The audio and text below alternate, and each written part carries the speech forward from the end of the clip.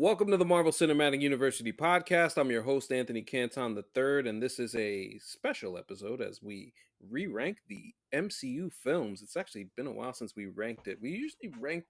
I remember back in the old days when the pod was starting and the sound was a little off, and we were having mic troubles and all these other things. Mhm. We would rank the films at the end of each. We would rank the films at the end of each movie, and it would be so fun to see how the rankings would change and evolve, but we stopped doing that. But there's a reason why we are back doing it. Just like if you're coming back to anything, come back to Mhm. patreon.com/MC University Pod, where you could get our bonus content.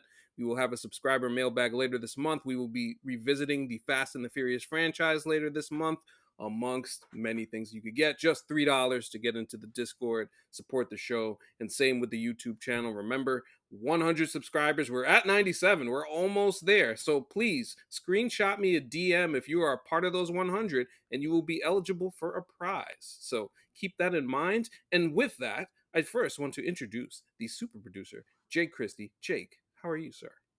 I'm doing well. I am excited to do this again. My favorite thing in the world for this podcast is when we have a couple weeks of an empty calendar, because then you start cooking ideas. Like, I love talking new stuff. Is that our better episode? Sure. But when there's 6 straight episodes of Secret Invasion, I can't think of an idea of a pod to do, which is Secret Invasion every week. Let's just say, yeah, let's wipe the stink off of that. And Jake, Yeah. without further ado, take it away, my friend.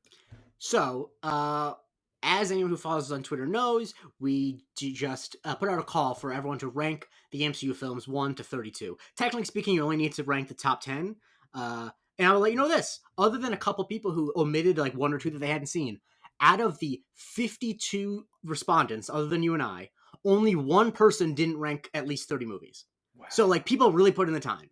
Appreciate the listeners for Yes, doing I, that. I really want to thank everyone who submitted so much. Like, way, way, way more people submitted than I would have thought. I'm kind of floored. So what way this will work is that you and I think, will go from 32 to 1 in our own rankings. And I will add those in to the current spreadsheet and get totals. And then we'll go through and react to the consensus. Now, I will try to be polite about people who I think have dumb rankings, but I'm just going to say this out front that I'm not going to say it, but there are certain things I see, trends that I think are dumb, but we'll get to them there. But I think we should start off with you and I, when if you have a movie that, like, let's say you have a movie at 32 that I have at 28, and vice versa, I'll do what we do for the Daddy's Pod on Patreon, where you just say hold that thought, and we'll discuss it when it is the higher person's, if that makes sense, because we don't have to discuss the movie twice. Got you. Okay. So without further ado, Anthony, what is your number 32 film? The Incredible Hulk. All right, that is my number 32 as well. Ooh. What do you got to say about it? Well, I think just at the end of the day, it's just a movie that didn't work. It was just kind of a movie that happened, and once you see Mark Ruffalo in Avengers, you totally get the reasons why that you end up being glad that Edward Norton left, because it's just a different energy on the screen. And to be honest, it's unfortunate that Ruffalo hasn't been able to kind of play the Hulk in his own film, and that's really like the one thing that's difficult about it. But I think it's one of the most memorable thing about the movie is Tony Stark showing up talking with Ross at the end, and that's kind of really it for me. Which is, of course, the one part of the movie that apparently is not canon. So, it's yeah, I think it's just like it's a movie that doesn't work, and it just feels like it doesn't have like people make fun of the MCU movies for kind of having the same vibe a lot, but like it that also comes with the quality control that like there's just some shit in the Incredible Hulk that just would not be in an MCU movie. It's also like not very fun in ways that when places it should be. Like it's not just like it's not fun. It's not fun when it's trying to be fun, and so yeah, it was that was probably the easiest one for me to rank. What do you have at number 31? Thor: The Dark World. Oh my god, I already have a twin, but we're twins. Talk about it. Thor: The Dark World. I think the thing about it for me is that because of what happens in the original Thor with Loki, and you really get enthralled with Hiddleston's performance and that into Avengers, then they kind of continue the same exact theme and it kind of gets Hmm. repetitive. And Malekith is the most one of the most boring villains that we've ever seen in MCU, Mm. if not the most boring.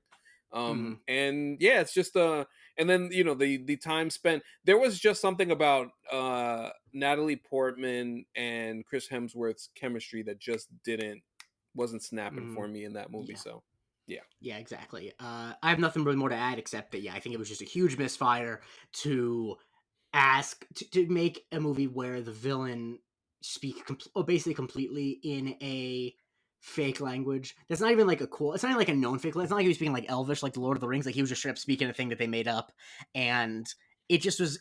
It just didn't work for a lot of reasons. I mean, you said it better than I could. 30, number 30. What's your number 30? This might come as a shock to you, but Quantum Mania. It's not a shock because it's also my number 30, hey What? you. Oh wow! Yeah. Oh wow! That's a All right, so I just think that my level of excitement for this movie was very high. I've Uh-huh. had very high expectations, and I just don't think in MCU history I've ever been so let down by a film overall, Mhm. just by the lack of ingenuity, the lack of creativity in a lot of ways for something that's supposed to be as expansive and Mhm. interesting as the quantum realm, where they made it kind of basic. And I think, to be quite honest, like the Jonathan Majors performance is really good in it. You enjoy that, and you're curious to see what happens with that. But I think the thing about the Ant-Man films that we have loved was the Mhm. family aspect and the way that is Mhm. emphasized and talked about with the characters. And I just think Cassie Lang just doesn't hit that note Nope. that the younger Cassie Lang does.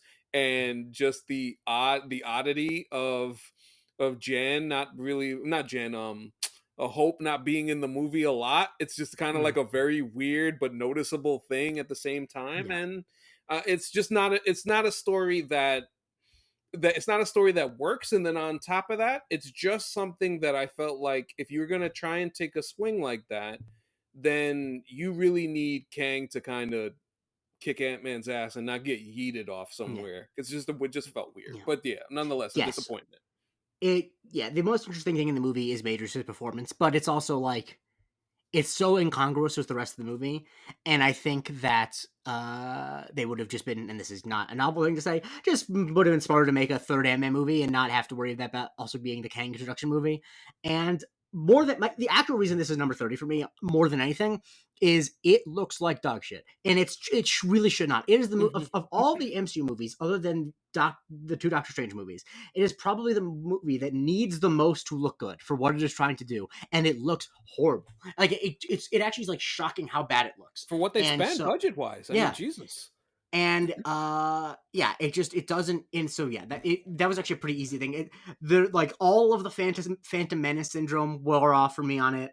Like I'm completely down on it. And that's all I'll say about that because there are 32 of these movies and we Yes. have a hard out. What is your 29? Iron Man 2. My brother. Oh my 4 for 4. god. That's incredible. That's incredible. Here's the thing, like, I don't like hate the film. Mhm. It's just it's just kind of there. I think some of the stuff kind of wears off from the initial Iron Man. I think there is and it's no disrespect to Don Cheadle, but I just do think that there is a lack of flair and a lack of spice in the Rhodes character. And I mean, Mickey Rourke sucks. Like Yeah. yeah, that's really what it comes down to for me. It also is so clear that like the version of the movie that works better without completely changing what the plot is one that makes Tony Stark's alcoholism like a real problem, not a movie problem. If they're not willing to do that, don't do the Demon in a Bottle storyline. Mhm. And yeah, I actually agree. I would say that Quantumania is the last movie of these that I actively dislike. I'll put on basically any of these, but the biggest thing about Iron Man 2 is just like it really is just like it is the movie of the MCU that feels most like a mid 2000s sequel where it's like let's just do it again basically, let's Mhm. have the villain be another weapons guy again, let's have and the only thing different is that there's another guy in a suit too, and just like yeah, it's a tough movie. Yes. What's your 28? I have the original Thor. Wow. Hold that thought. Okay. Okay. And what it what is your 27? once he Actually wait, no, said, no, sorry, I need my 28. Sorry. How did I screw this up? It's only two of us. My 28 is Eternals, which I assume I'm holding the thought of because it's not your 28. yes, yes, I'll hold that thought. Now you're 27. My 27 will be the wonderful film named Iron Man 3. Okay, hold that thought for a little while. I don't think this comes as a surprise. My number 27 is a little film called Black Widow. What is your 26? My 26 is Guardians 2. All right, hold that thought as well. You said 26, right? Yeah. Yes. My 26 is a film called Thor: Love and Thunder, a film I've soured on a lot since rewatching. That's interesting. Hold that thought. I'll have it a little Yes. further up the card. Yep. After that, I have Captain Marvel. For 25, Yes. hold that thought. And now we finally can discuss the film, the original Thor, which you have at 28 and I have 25. Um, it's kind of just it's actually the movie I probably have the least interesting thing to say about top line because it's just like, it's 25 because I like the movies above it more and below less, you know? Yeah, I get. I think the thing for me is there are moments in this movie I really loved Hiddleston's performance in this. Mhm. I just do think that there is a little talky that gets a little too talky. Even though I like talky, but even for It's the it's it's not like fun talkie talkie. It's yeah, like wannabe Shakespeare talkie talkie. And yes. you know who is really good at writing Shakespearean dialogue is this guy Bill Shakespeare. And I mean the crack teams that wrote Thor, like no disrespect to them, but they're not Shakespeare. And so it's a valiant effort in a lot of ways, and I wish that Marvel took some stylistic swings, like the way that, like, if you rewatch the talkie scenes, like they're all at, like Dutch angles and like doing pans and stuff, which look cool. But it's just like it also feels like Hemsworth's kind of at sea. He doesn't really know, other than the fish out of water stuff, he doesn't really know how to play the character when it's not fish out of water comedy, and so it just doesn't work for me so much. No, I feel you on that. All right. So what we got next here? Your number, yeah, you give me your number. So your number 24. Okay, the Eternals. Right. It was my number 28. Um, yeah, it's fine. I think that I actually haven't rewatched it in full since theaters, so I probably should do. I should have done that, but I was firing from the hip. Anyone knows that about me. I'm a straight shooter, but but no. What had you put it above the movies you did? Because obviously, like 24 is not a high ranking, but I would say for Eternals, spoiler alert, that's a little higher than the average. So I think the thing that kind of, and I remember us potting about it, and I think it still rings true after seeing it a second time. I think the problem is there are just too many characters. If they Hmm. just reduce that, I actually think there are story elements and the Yeah, action itself I thought yeah. was very good. And it was at the I think the Makari running, Hmm. um Athena's fighting, Hmm. like all that stuff was cool. Yeah. The Fasto stuff Hmm. was pretty cool too. I'm that's where to me I didn't hate this again, like, I No, didn't hate the I don't hate movie. anything It just above. felt like it's Yeah, overstuffed and it could never be as good yeah. Chloe Zhao would want it to be. Yeah, I'll definitely revisit it. I think the biggest thing it has going for it is that the location they shot it. What was it? Let me check my notes. Oh, outdoors. Right, they shot it outdoors, which looks really nice, and I think it's a lesson that other MCU movies could take from that. My number 24 is Guardians of the Galaxy Volume 2. Um, Ah. a movie I liked more when I rewatched it ahead of the Guardians movies, but like so many of the others, the reason it's 24 is because I like 23 movies more than that. Yeah, it's kind of the same thing for me. I just think it like after Guardians 1 it doesn't land the Hmm. same as the first one did. And I don't know. I think the ego living planet thing just like was not a great it was not something for me that I felt like that invested in as I did in what was happening in the first film and some of the stuff that I mean, I could have stayed with just watch Drax and Mantis Yeah, just make jokes the entire time and I would for have been sure. cool with that. But we And did I get the think Yondu death and we that do, was yes. that I was a big part. think that there's good stuff in it for Peter Quill and Yondu. I think one of the things I dislike about it is that because so much of it is about them being split up, which is an understandable way to go, it feels like some of the other characters get short shrift. Like obviously I guess Rocket's arc is like understanding he's like Yondu, but like it just feels like there's not a lot for the other characters. And the ego twist is like not really a twist at all. It's so obvious that it's like a lot of the movie feels like you're waiting for Peter to realize that this is too good to be true, and once you're waiting on a character, that's always a problem. Of Um, course. yeah. And so your number 23. Doctor Strange, the original. Okay. Hold that thought.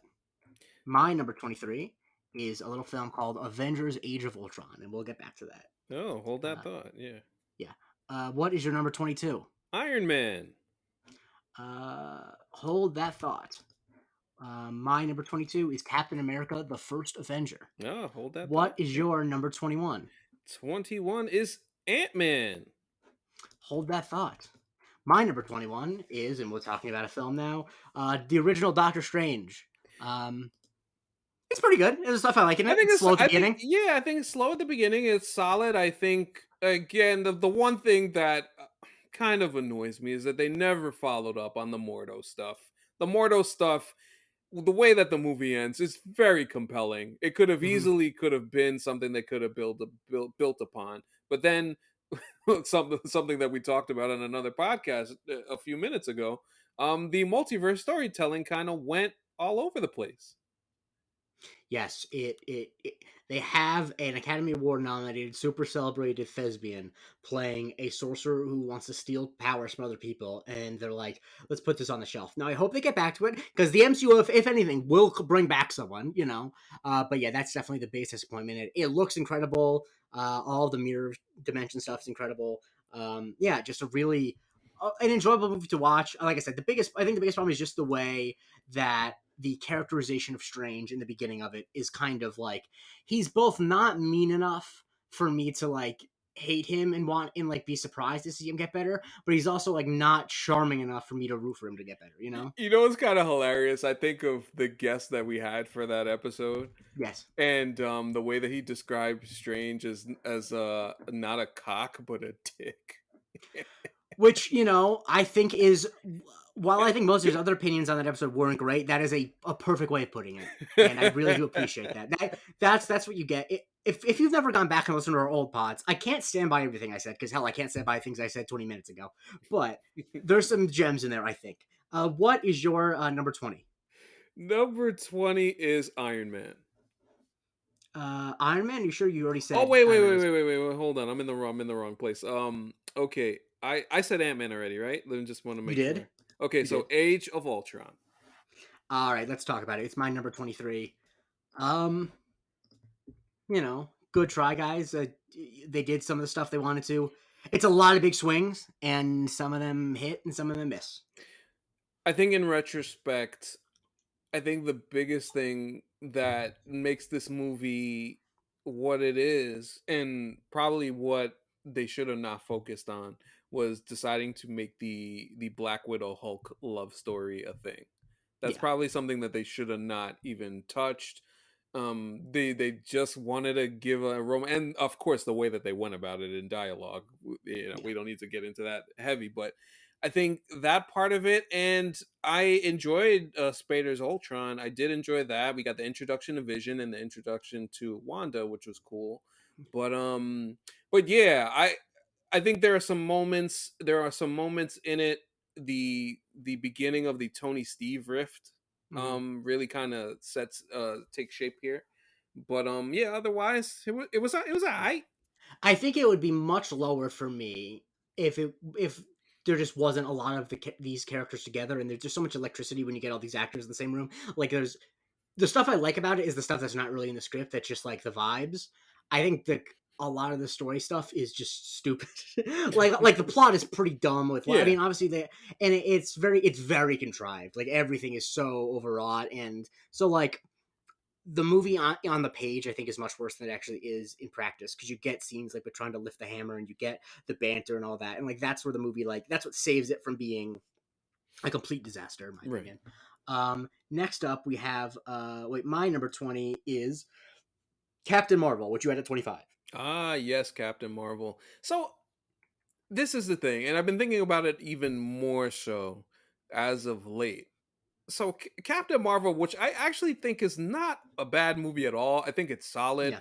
but at the same time, I do feel like there is an artificial aspect to the Carol Hmm. Danvers character that I feel needs more fleshing out, and I hope that we get that more.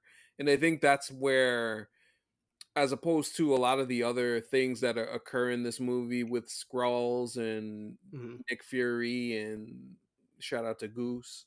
Like there's mhm, some other really good moments, and Talos in that movie is cool too. mhm. I think the Captain Marvel of it all is just it just felt like there was something missing. It when you learn that they filmed Captain Marvel that like that was done after they already did the Infinity War and Endgame stuff, you're like, yeah, that tracks. I believe that. Like it just feels like they were making like they were building the parachute of a movie without like while they're jumping out of the plane.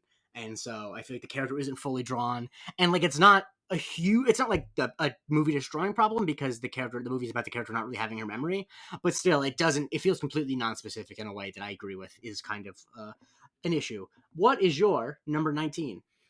Black Widow. All right, that is my number 27. Speak on why you put it. I'm curious. What has it in the top 20 for you? Pew pew. I mean, yeah, yeah. Florence Pugh. Let me tell you, when we talk about one of the great introductions in MCU history to a character, she was amazing.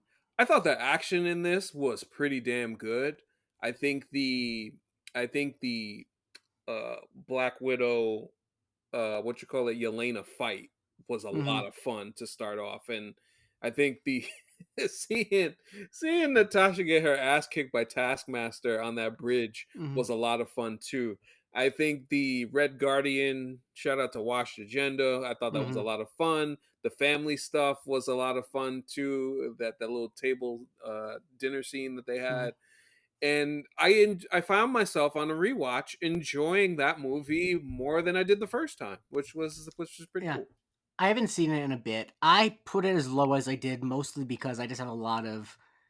I just disappoint the third act. I think is kind of a big issue that like the whole Widows, a thing that a podcaster, Griffin Newman of Blank Check said, which I can't disagree with, is it is the most like yada yada-ing about serious human trafficking that any movie's ever done. And that's not like I don't care about that on moral grounds. It's just like they yada yada like a huge that the movie is supposed to be about her like freeing these people from the things she dealt with, but they don't spend any time humanizing them, which once again is like sounds like that sounds like a social justice complaint, but I mostly mean that from a story complaint that it Of actually just course. makes her motivation work less for me.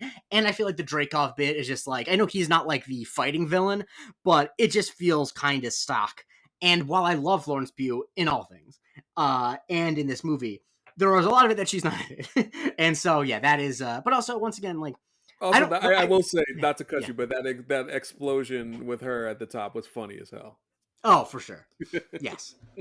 But yeah, I mean, I'll give it a rewatch. These things are always in flux, which is why which is the main reason I stopped wanting to do them at the end of podcasts is because like I don't know, this is never set in stone. I will rewatch one of these and change my opinion, all Hmm. that.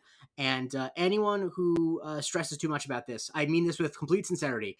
Don't. I used to be someone who stressed out about rankings a lot, and then I realized that they don't matter, and you can change them whenever you want. That's correct. Um, with that in mind, what is your? Oh wait, sorry. My number 19 is a little film called Iron Man 3. Now, Ah, yes, I have that. an important question for you because this is a Hmm. thing that came up in a lot. This is one of the there are two different comparison points in movies that I judged how people rank them and whether or not they had taste or not. And this, of course, I'm joking. People have their own taste.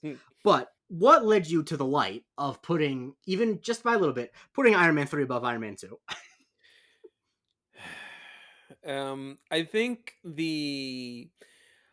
there there is a point, and I remember, and I go all the way back to when I watched this film the first time, and I Mm-hmm, remember everything leading up to said scene. That mm-hmm, if anybody who's listened in the history of this show that I've referenced a lot, before that, this was a good damn movie. This movie was mm-hmm, good. It was, and not to say that it's terrible, but mm-hmm. I just was like, God damn it. You were Yeah, this close to giving me everything I wanted.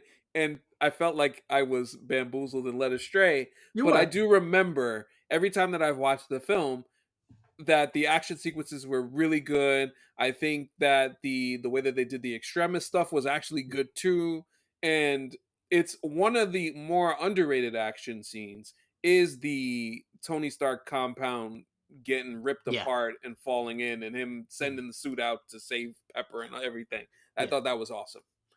Yeah, I think the strength of this movie, in my opinion, is the second act, where it does a thing that I think so many superhero movies these days are afraid to do, which is separate the hero from the stuff that makes them super. That used to be like the playbook that every superhero movie would do in a sequel. Like Spider-Man 2 is obviously all that. Yeah. But like now it feels like they're so in love with CGI and all that, not to be an old man, but you know what I mean. But like it's so interesting to watch Tony Stark, one, clearly going through this post-traumatic stress where he needs these suits in order to feel safe, that you see him it show why he is a quote unquote superhero even without the Iron Man suit, because he is that smart. Like you can lose sight of that. Like what makes him special is the suits. It's like no, it's because he's smart enough to have built the suits, and so he's able to fight these like superpowered people without a suit because he's just a genius. I think that that's what I really like about the movie. I feel like it's a movie that takes the character very seriously, and so that is why I have it at number 19. Now, what do you have at number 18?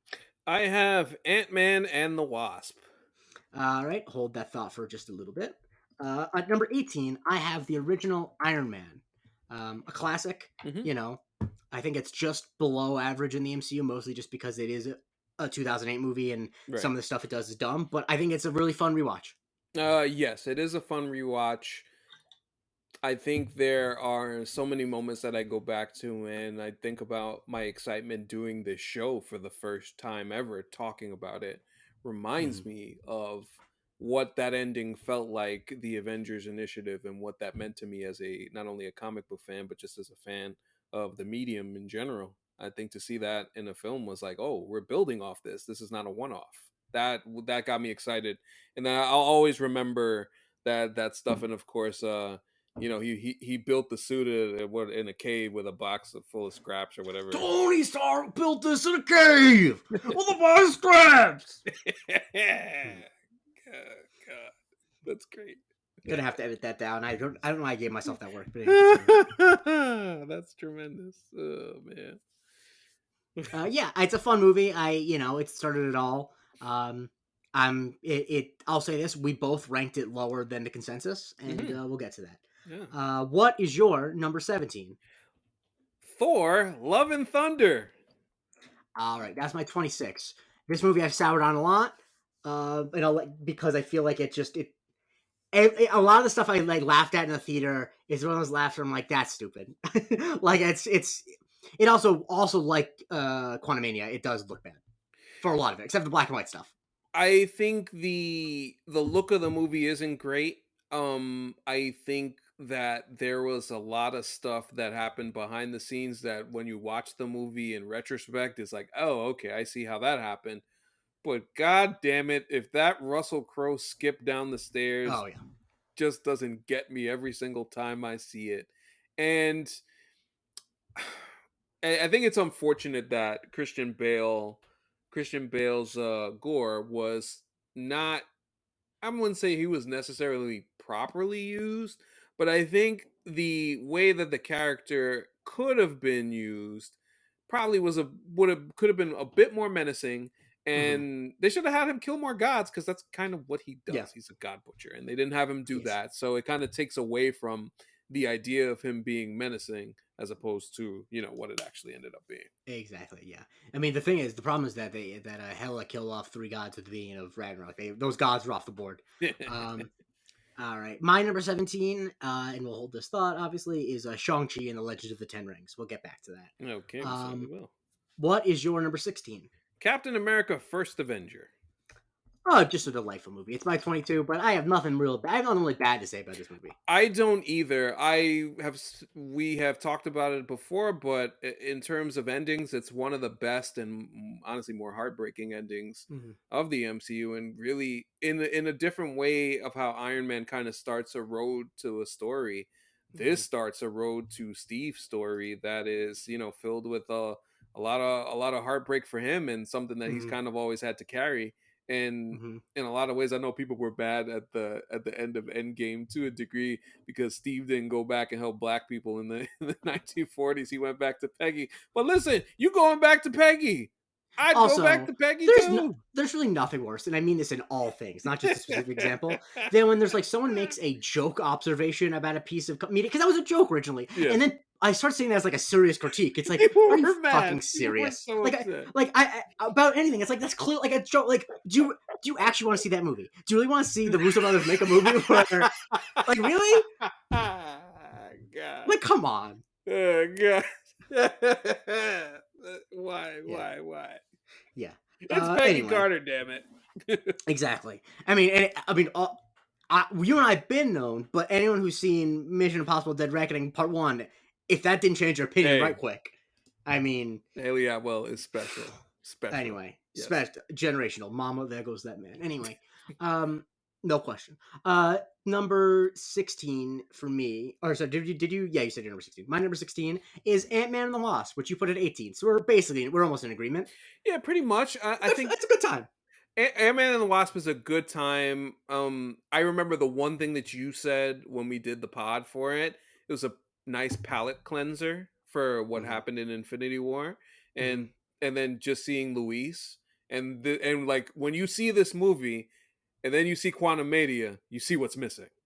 Hmm. You see, it's very stark, and just the little stuff like Scott and Cassie playing in the house and just Hmm. having fun like that. Yeah. The introduction of Jimmy Woo, like there's just lot of good stuff in that film. Jimmy Woo will always be like he's my prospect that I'm like, hey, this guy might gonna be special. And some people call me a madman, but then I mean, see that's a little mantis. I don't know if he actually says that. I always say that in the and not the mantis, the Mandarin voice. I always say they call, but I don't think he actually says that in the movie. That's whatever. So your number 15. My number 15 is Spider-Man: Far From Home. Uh, da, da, da, da. Hold that thought, but obviously, as you know, I overrank the Spider-Mans, so that it's just a yeah. My number 15 is Captain America: Civil War. Ah, hold that for Uh, later. yeah, of course. And your number 14. Shang-Chi. Yes, that is my 17.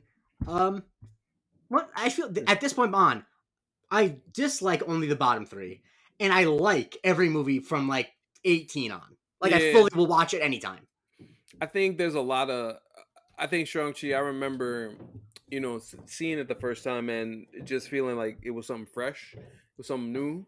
It felt different. I thought the surrounding characters around Simu Liu were like special. I mean, when you get a Tony Leung there, and I Mm-hmm. just think the opening scene between um Wen Wu and Shang-Chi's mother, that just like that artistry just comes off the page there. Mm-hmm. And there's a lot of good action scenes in that movie. There's Mm-hmm. a lot of good moments in that Mm-hmm. movie, and back and forth. I know a lot of people will feel a way about the third act and the big old dragon, and you're one of them. Which uh is why it's 17 and not like 13. right, so that's kind of, but yeah, it's an enjoyable time. And I thought the Wong, just having Wong just show up in the middle of the film and at the end of the film was just perfect karaoke. I mean, Wong is always welcome, and as anyone knows, just check out our TikTok for a little Wong edit I put together. Um, it was like 2 in the morning, and I was watching football and basketball highlights of the fucking like Anthony Bennett highlights, and I'm like, let me do an MCU one. Anyway, number 14. My number 14 is the original Ant Man. I liked it. I think I like this film way more than most people. I think it's just. I think the reason I like it is because I love a heist movie, and it is a lot of MCU movies claim to be actually an X movie. I feel like this is one of the closest to actually being a non superhero movie. In that, except for a few scenes, it really kind of just is a heist movie with a crazy technology. Yeah, yeah. Listen, I think there's a charm to that first Ant-Man movie that I like. The heist crew. Mm-hmm. I think that I enjoyed them a lot.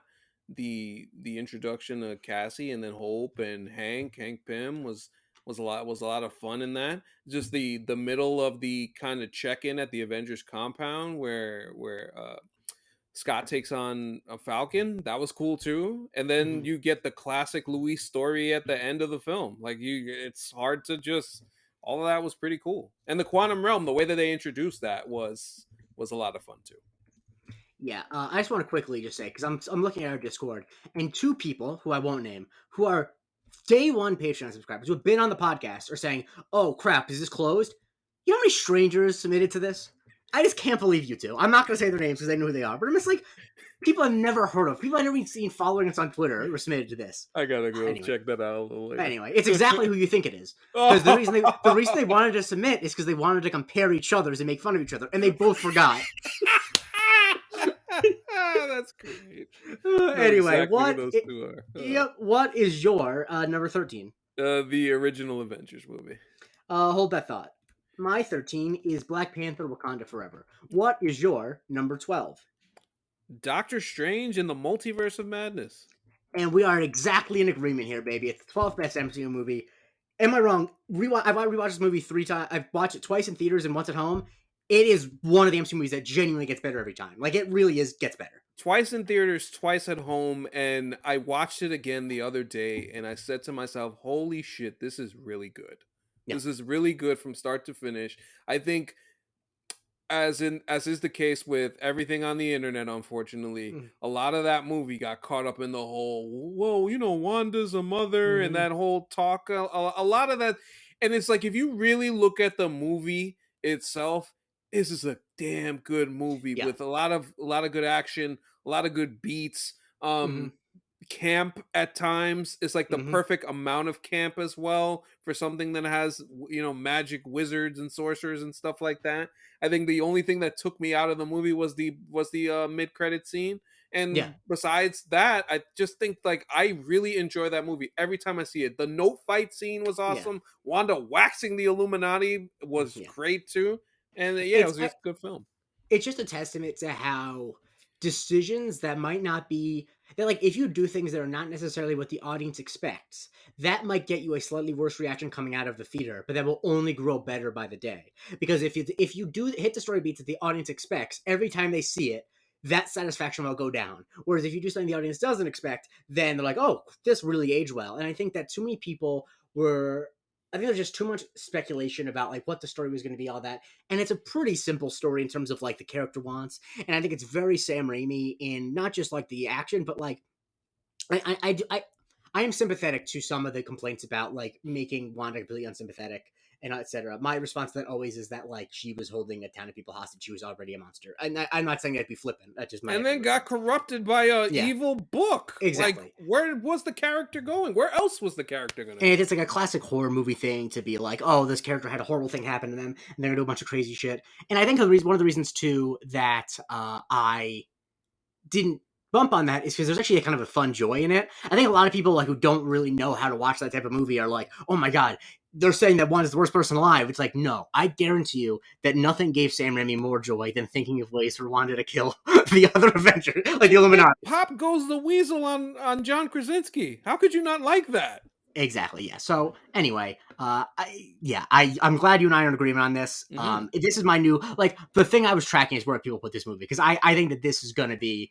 I will put my foot down and saying that like in 20 years, this is one that like serious film people are gonna be like, oh shit, this one actually had something. Anyway, number 11. What's your number 11? Spider-Man: Homecoming. Hold that thought. Okay. I'm just a slut for Spider-Man. I shouldn't have said that.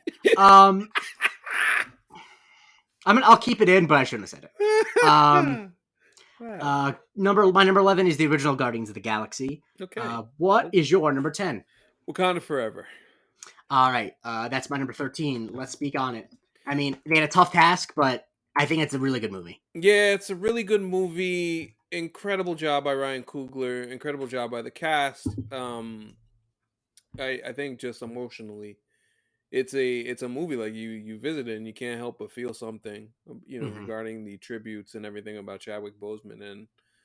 And I just remember the way that the film ends and kind of like that sadness, but then that exhilaration in the post credit where we get to see T'Challa's son, and that was just like a Jesus Christ, I'm gonna just like burst Yeah. into tears. And yeah, it's just that it's just though I thought you could talk about like the way that I was surprised that Letitia Wright's performance. I thought she was really good in it. Angela Bassett obviously was great, and then we got the introduction to Namor, which was a nice backstory. That back and forth was really cool, and Yeah. Yeah, I just think it's a powerful movie. It's one of those movies that honestly kind of like sits on its own just because of everything that Yeah. happened for it. But I just wanted to show it its proper love because it does mean a lot to me.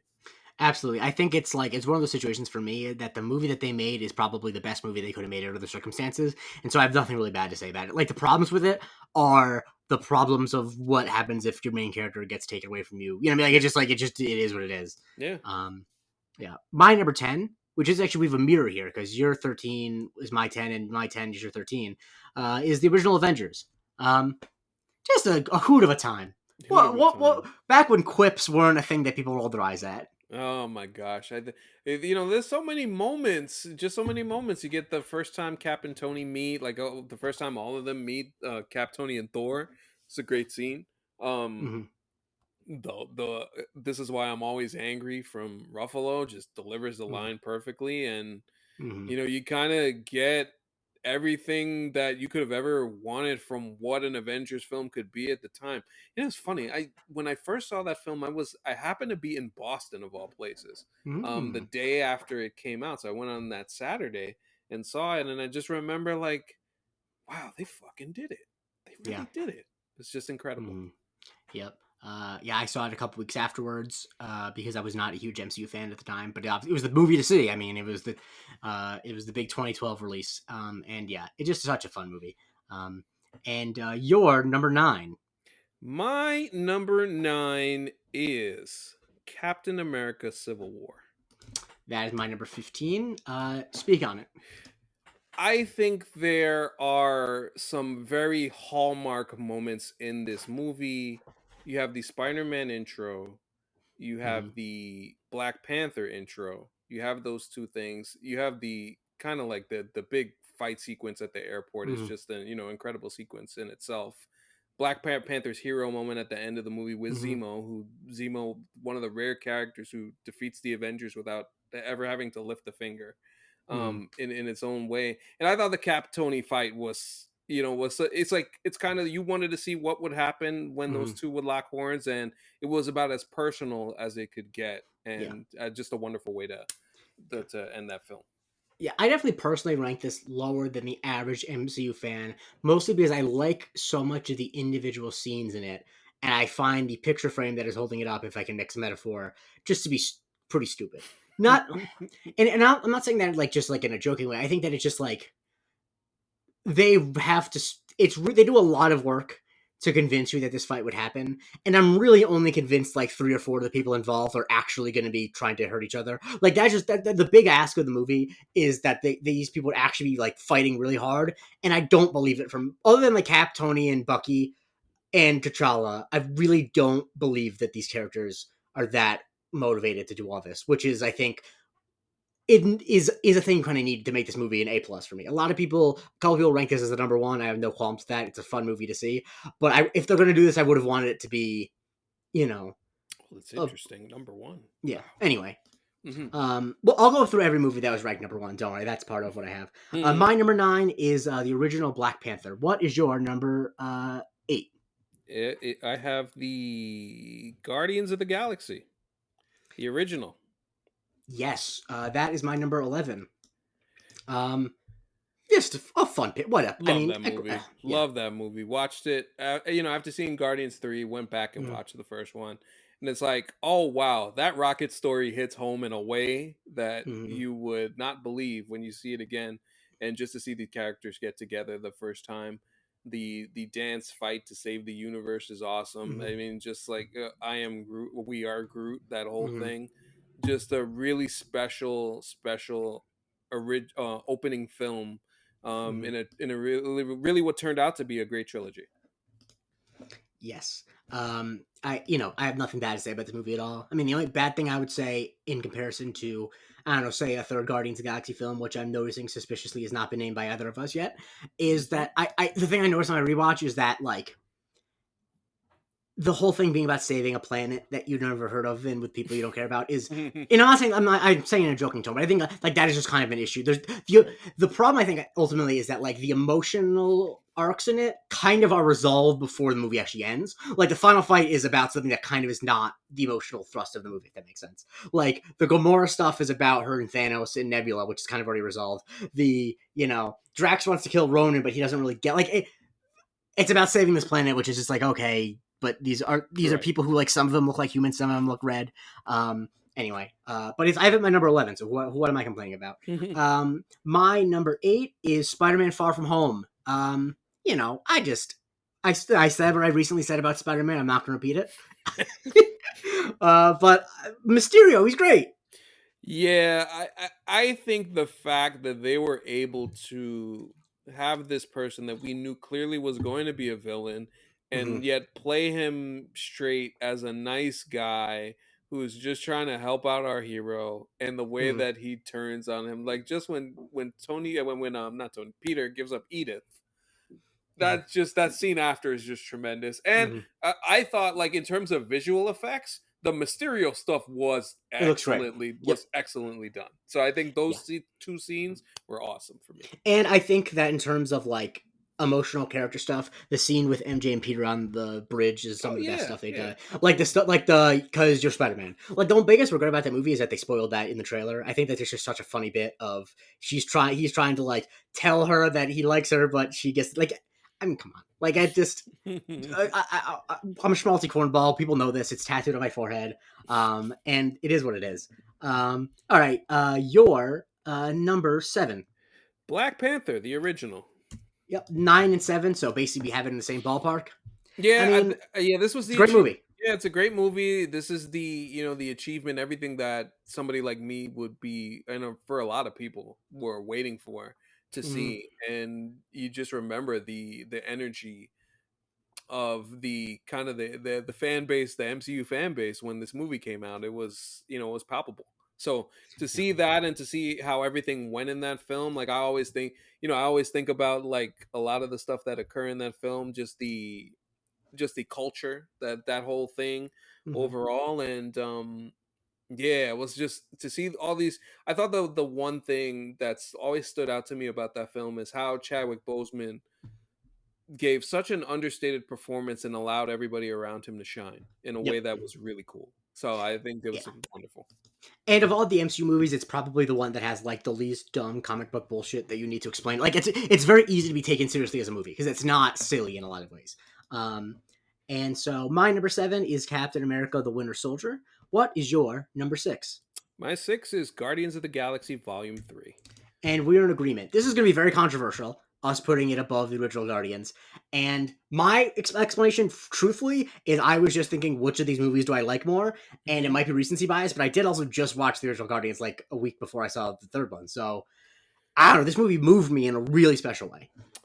I think the message of friendship and life and love and not only togetherness but understanding that there are times that we need to be apart, as in terms of friendship overall, like moving on, the cyclical nature of what life is. I thought this movie explained that in such a beautiful way. In a small scene where Drax and Mantis and Nebula are Drax is standing off to the side, but Mantis and Nebula are having it out about their friendship. Just the way that scene went, it felt so real. It felt like a conversation friends would have after being friends for a long time, and just realizing that one of them just doesn't seem to understand what the other is feeling and what the other is Yeah. going through. And I thought that was just so beautiful, and it was just the way that was expressed throughout the movie. The Rocket story, the way that went was heartbreaking as hell, and the catharsis of him dancing at the end of that movie, like, yo, those goodbyes, you felt that, the Mhm. closing of the circle of Peter hugging his grandpa and seeing him again, Yep. that meant something. And I would have never thought that, like, that would have made me feel something, but all of that made me feel something. And we had a villain being a villain. Exactly. It also is a perfect example of a movie that is like, uh, closure does not mean that someone important has to die. Right. Because like I said on the pod about it, I'm sorry, the ending was more satisfying than if it was them all crying because Drax died or something. Like that just would be less satisfying. It's not. That's not real closure. Anyway, what is your number five? Number 5, Avengers Endgame. That is my number five as well. Oh, Um, we are yeah. in We're, lockstep on a lot of I these. think because I think yeah, honestly it's because we're the people who talk with each other about the MCU the most. So True. like kind of yeah. I mean, I honestly don't even know if I have a word to say about it. It's Avengers Endgame. What do you want me to say? You know? Yeah, there obviously there's so many moments, but I think just the main thing that I did realize why I did rank it at number 5 is because I always think of once Thor chops off Thanos's head, there's Mhm. like this like little dead space that happens in the Yes. movie for like 10 to 15 minutes Uh that huh. without that, and if it keeps kind of like pushing, it's almost like they Yeah, wanted to hit that 3 hour mark. Um Without that, I think this movie's a better movie, but that's why I have I it at agree. 5. What's your number four? My number 4 is one movie called Thor Ragnarok. Obviously, hold that thought. You know that. That way, I Yes, wouldn't yeah, even say yeah, anything. yeah, yeah, yeah. I figured. Yeah. I figured. My number four is Spider-Man: Homecoming. I'm someone I like delightful things. I like teens being awkward, and I like teen romances. I like all this dumb bullshit that goes along with it. And I don't know. This movie, while it's obviously not the highest ranked Spider-Man movie I have, wink, wink. Obviously, I mean, if you're listening, and also I have on the screen right now, if you're watching on YouTube, what we currently have in our rankings. But this one, I think, gets at so much what I like about the idea of being Spider-Man. This age of Spider-Man is what's most interesting to me. One, it's a relatively small scale villain. Michael Keaton throwing heat. um, I this is purely like just a this movie makes me smile basically from start to finish. So you know, Yeah, I think it's kind of like the perfect way to make a smaller story after what happened in Civil War. mm-hmm, And I think I mean, you said Michael Keaton. You who could go back to that speech in the car that he gives mm-hmm, to Peter? It's just special stuff. It's just like you don't get more terrifying stuff from somebody who's trying to be somebody mm-hmm, who's a supposedly a very nice dad. mm-hmm. Being like that to Peter, and you get you get an iconic Spider-Man comic book image recreated on screen. I thought that was cool for me too. But yeah, Homecoming. I got no complaints. That's an awesome movie. And your number three. We're in the top three, folks. What's your number three? Oh, number 3, Captain America: Winter Soldier. I mean, just it's a great movie. I've it's only fallen because I like other movies more, Yeah, but I really have nothing bad to say about this movie. It is despite all of the other like shitty things that the Russo brothers have done in the genre since leaving the MCU, this movie's still really good. it is. I couldn't. I just remember as I've watched this movie over and over and over again. Just I find this the technical marvel. Like this Yeah. is like literally what it is, and you get introductions of characters, you get really good story beats with Steve, and I thought that the Hydra shield stuff was actually done well in this movie, like Hmm. the turn and everything around that, and Yeah. just to have Robert Redford play a bad guy in this movie was Hmm. cool. Exactly. Overall, and listen, the action scenes itself were just Hmm. special Yeah. stuff. Yes, absolutely. And we're in the top two. What is your number two? Number 2, and it's funny that this not this hasn't changed a bit from when I said it at the time. Spider-Man: No Way Home is number 2. That is my number two as well. Um, you know, I think a lot of people say this movie is gimmicky and that's true, but I also think that I will say completely and truly the emotional catharses plural that this movie has are the most profound emotional moments I've had in the MCU. I think that the moment of Peter 3 catching MJ is so on paper it is so cheesy. It's like, oh really? And it's just like you get two actors who are like, no, we're gonna play this like it's fucking Shakespeare. And it just genuinely think this is so corny, but genuinely think about it makes me want to cry. Like it is such a perfect moment. You remember Amazing Spider-Man 2 off of that, and you think about it in a case where I don't think I would have ever thought about it in a Mm-hmm. way that follows through that story, and the way that Andrew Garfield sells that, you Mm-hmm. cannot put a price on how beautiful that was. Mm-hmm. I think you said it too. Like there are emotional moments. Obviously, I mean we're talking about 20 years of Spider-Man Mm-hmm. canon on the screen. Mm-hmm. That part of it, the Aunt May dying Mm-hmm. scene with I think this was a special effort from Tom Holland. and the way that I quietly suffered as I watched Peter go to MJ after everything is Mm, done and just have to be like, all right, I'm gonna let her yep. go and let her live her life. That one, Mm, that look on his face, hmm. oh boy, that's tough. Yeah. Tough stuff. It just the look on his face. You're just like, man, Tom, you need a better agent. Just like, what are we doing? All right. I forgot to say my number three, but it's your number one, so let's talk about it now. Avengers: Great. Infinity War. Yes. Infinity It's War. it is objectively the crown jewel of the MCU. Yeah. This movie should like this is another example like the fact that they were able to make this and the fact that it was I was not sure if this movie would be good. But the fact No. that this movie was not only good, they put the right people together, they separated the right people. People were looking for the Tony Steve stuff, but they were right to hold that off till Endgame. And it really came together in a wonderful way. And also making Thor chase Thanos kind of throughout the film after what happens at the beginning of the film, you get the death of Loki immediately, all that stuff. It honestly, like, I rewatch that movie all the time and just think of how the hell did they put this together? It's just so tremendous. There's no reason it should be as propulsive as it is because Hmm. it is jumping from scene from location to location. Like it should feel stagnant. You should be like, oh, this is dumb. But because they set up so clearly, and it's kind of inelegant, where they have Wong with the Infinity Stones explaining all of it. You know, even if the characters themselves don't know it, every individual, you know, the characters are all doing the same thing, and so every bit is propulsive and interesting, and like they give you the characters together that you might not have thought. It's Hmm. not. It is the perfect example of why when anyone asks for movie studios to give fans what they want, they should have their internet accounts deleted because they're wrong. You should never give fans exactly what they want because that is how you get a film called The Flash 2023 A Machete. Like that is how that happens. You give people what this surprises them.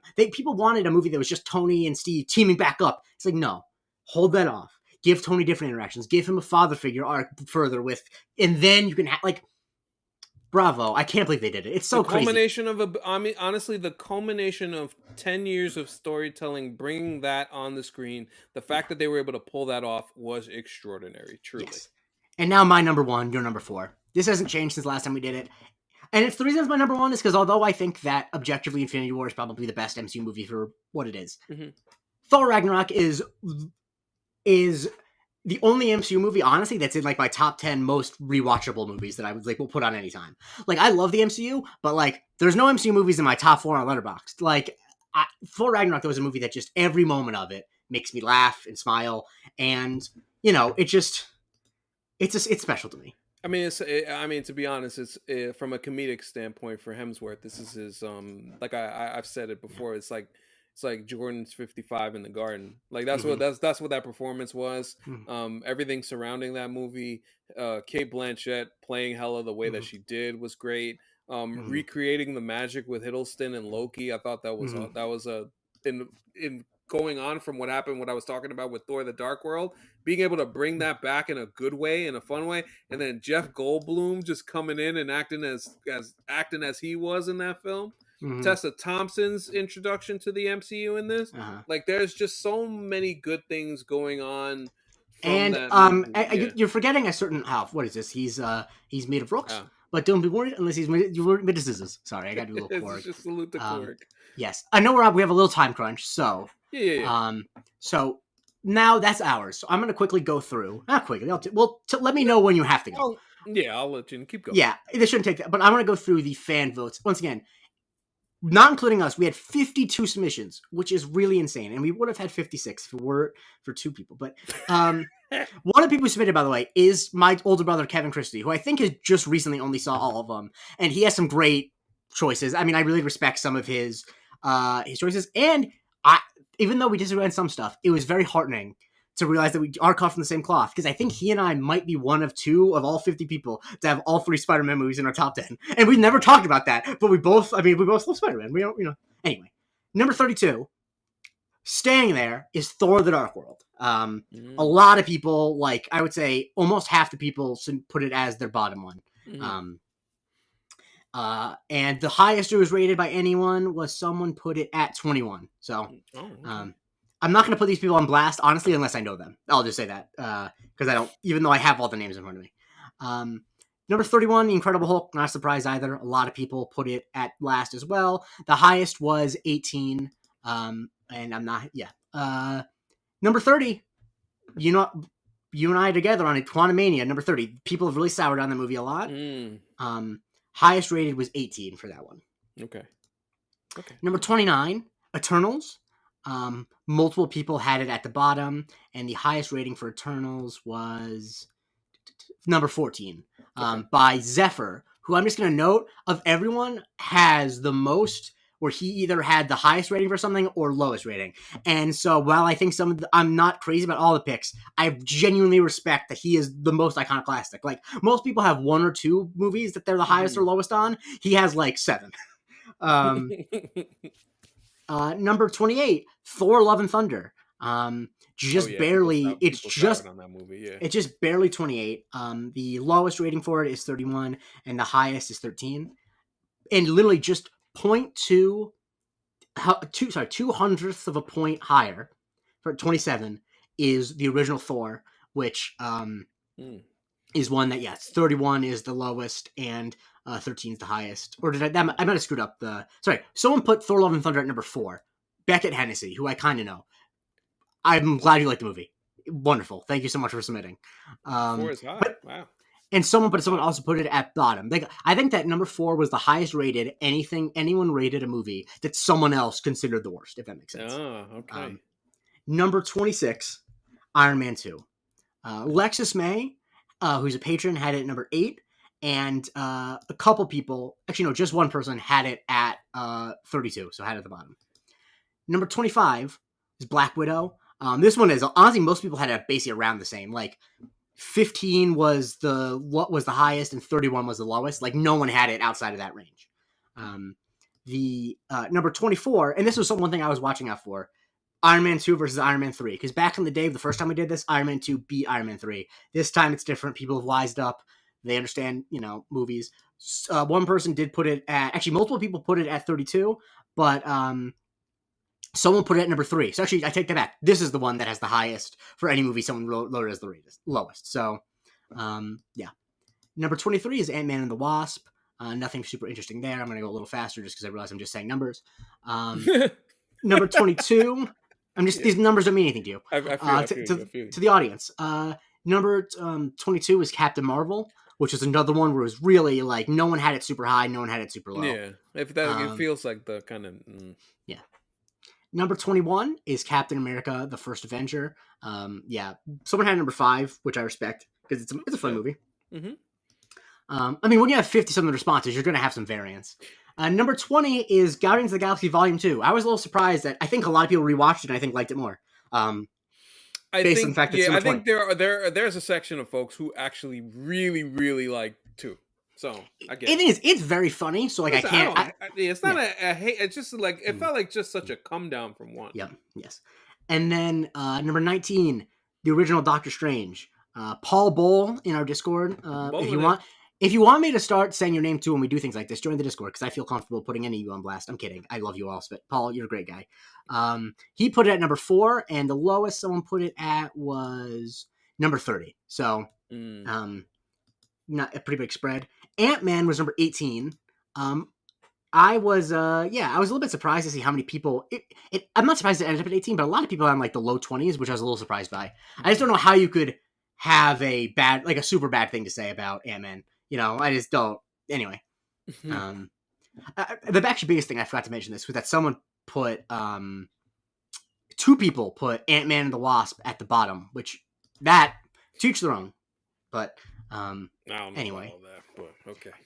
Number 17, the other one I was watching, I was interested to see if Doctor Strange and the Multiverse of Madness would beat the original Doctor Strange, and for a while it didn't, but it now barely did. It's Doctor Strange Multiverse of Madness at 17. It does have a number 32 ranking from someone, but that did not hold it back from beating the original Doctor Strange. To the person who ranked it 32, I gotta say, what the hell? Yeah, I got.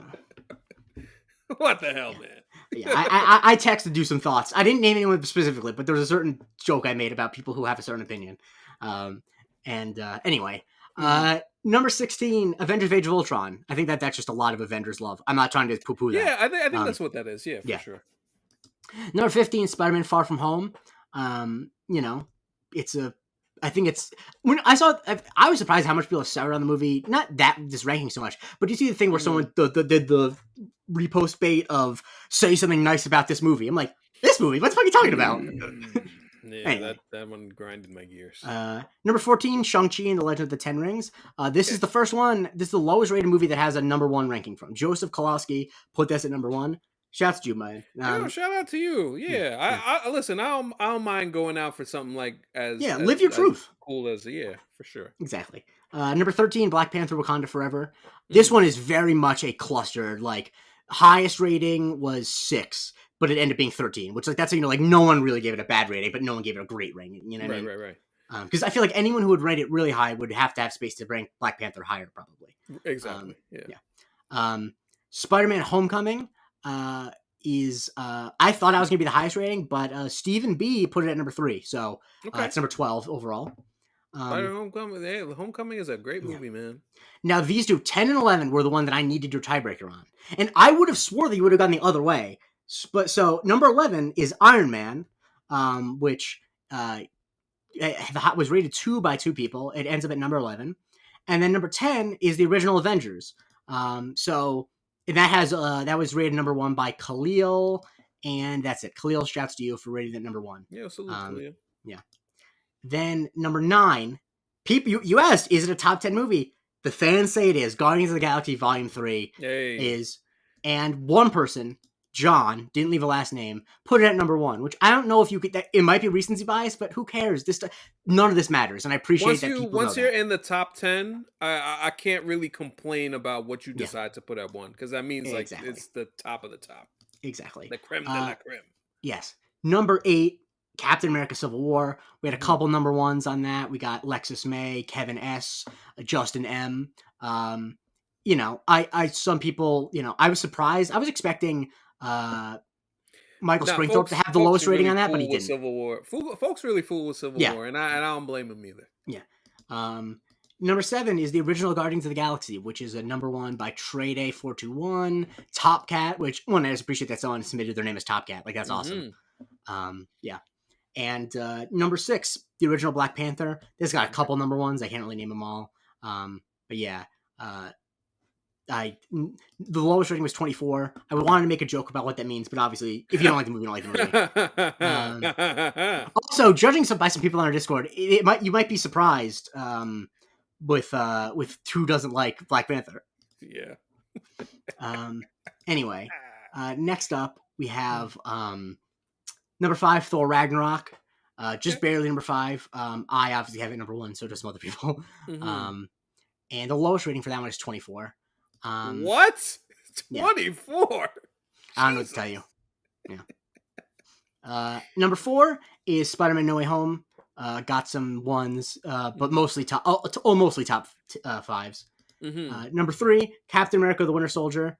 Um, you know, uh, the highest, a bunch of number ones. Lowest rating was 20. Once again, I really would have bet that Michael Springthorpe would have had the lowest rating for both Winter Soldier and Civil War, but he didn't for either. He had 19 for Winter Soldier, and someone else gave it 20, so took that Okay. honor away from him. How about And that? then number 2 and 1, pretty obvious. Number 2, Avengers Endgame.